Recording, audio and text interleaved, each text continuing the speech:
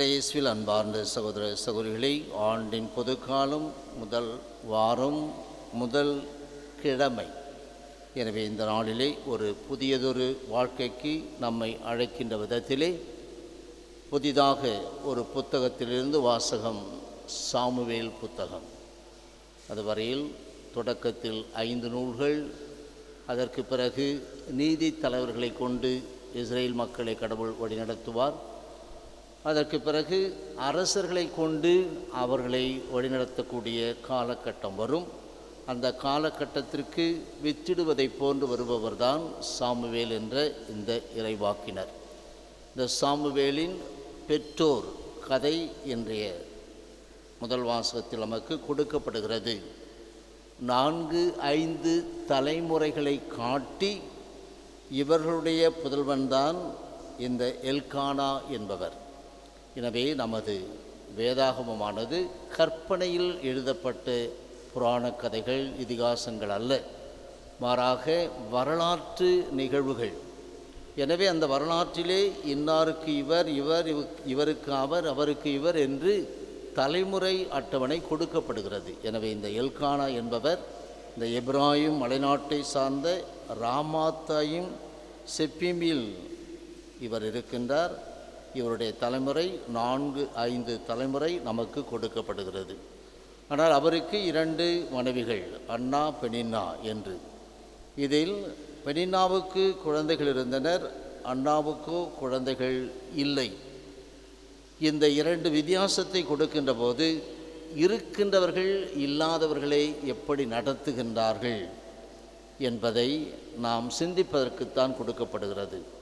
இறைவன் என்னை நிறைவாக ஆசீர்வதித்திருக்கின்றார் என்று பெனின்னா கடவுளுக்கு நன்றி சொல்லி, தனது சக்களத்தியான அந்த அன்னாவுக்கு குழந்தை இல்லையே என்று கடவுளிடம் அவளுக்காக பரிதாபப்பட்டு பரிந்துரைப்பவளாக அவள் இருக்க வேண்டும். ஆனால் பழித்துரைப்பவளாக இவள் இங்கே செயல்படுகின்றாள். அவளை துன்புறுத்துவாள், அவள் புலம்புவாள், அழுவாள், இதையெல்லாம் சொல்லப்படுகிறது. அப்படிப்பட்ட விதத்தில் இன்னொரு அருமையான குணத்தையும் கடவுள் நமக்கு கொடுக்கின்றார். இந்த சொத்தை பிரித்து கொடுத்தல், பங்கு கொடுத்தல், இதை சமமாக செய்கின்றார். அந்த பெனின்னாவுக்கு அவருடைய குழந்தைகளுக்கு ஏற்றவாறு ஒரு பங்கு கொடுக்கின்றார். அண்ணாவுக்கோ ஒரே ஒரு பங்கு, ஏனென்றால் குழந்தை இல்லை என்ற காரணத்தில் ஒரே ஒரு பங்கு கொடுக்கின்றார். இந்த இடத்தில் அண்ணாவினுடைய அந்த சோகத்தை பார்த்து எல்கானா அவரோடு பேசுகின்றார். இதுதான் குடும்பத்தில் நாம் செய்ய வேண்டியது. ஒரு குடும்பம் என்று இருக்கின்ற போது பெற்றோர், பிள்ளைகள் இந்த உறவில் நெருக்கமாக அவர்கள் இருந்து கொண்டிருக்கின்றார்கள். திருமணம் என்ற ஒரு புதிய உறவின் வழியாக வேறொரு குடும்பத்திலிருந்து புதிதாக ஒரு பெண் இந்த குடும்பத்தில் நுழைகின்றாள். அவ்வாறு வருகின்ற போது அவளுக்கு யார் துணை, ஆதரவு? அவருடைய கணவராகத்தான் இருக்க வேண்டும். அந்த கணவரும் கைவிடுகின்ற போது, ஏதாவது ஒரு சூழ்நிலையில் எல்லோரும், அந்த கணவனின் குடும்பத்தார் அனைவரும் சேர்ந்து புதிதாக வந்த அந்த மனைவியை துன்புறுத்த ஆரம்பிக்கின்ற போது, கணவனும் அவர்களோடு சேர்ந்து கொள்ளுகின்ற போது, யாரும் எனக்கு இங்கே ஆதரவு இல்லை என்று அவள் தற்கொலை செய்து கொள்வதற்கோ திரும்பவும் தாய் வீட்டுக்கு ஓடிவிடுவதற்கோ வாய்ப்பு இருக்கிறது. ஆனால் தன்னை நம்பி வந்தவள் என்ற விதத்திலே கணவன் அவளுக்கு ஆதரவாக இருக்கின்ற போது அவள் தைரியமாக இருப்பாள். இங்கே அதைத்தான் சொல்லுகின்றார். அண்ணாவின் மீது அவர், எல்கானா என்பவர், அன்பு கொண்டிருந்தும் அவருக்கு ஒரு பங்கைத்தான் அளித்தார். ஏனெனில் ஆண்டவர் அவரை மலடியாக்கியிருந்தார். இங்கே ஆண்டவருடைய செயலும் சொல்லப்படுகிறது. ஆண்டவர் ஏதோ நெகட்டிவாக செயல்பட்டதை போன்று, அங்கே குழந்தைகள் கொடுப்பது, இங்கே குழந்தை இல்லாமல் மலடி ஆக்குவது. இந்த மலடி ஆக்கி உன்னை எவ்வாறு தயாரிக்கின்றார் என்பதுதான் முக்கியம். உனக்கு கொடுக்க வேண்டியதை கொடுக்காமல் இருக்கின்ற போது கடவுள் ஏதோ ஒரு மாபெரும் செயலுக்காக தயாரிக்கின்றார். இஸ்ரேலின் முதல் அரசரான சவுல் என்பவனை அபிஷேகம் செய்யக்கூடிய சாமுவேல் என்ற குழந்தையை இந்த மலடியாக இருந்த அண்ணாவுக்குத்தான் கொடுக்கின்றார் கடவுள். எனவே கடவுள் செய்கின்ற ஒவ்வொரு செயலிலும் அர்த்தம் இருக்கிறது என்பதை உணர்ந்து கொள்ள வேண்டும். மறுபடியும் அந்த குடும்பத்திற்கு செல்வோம்.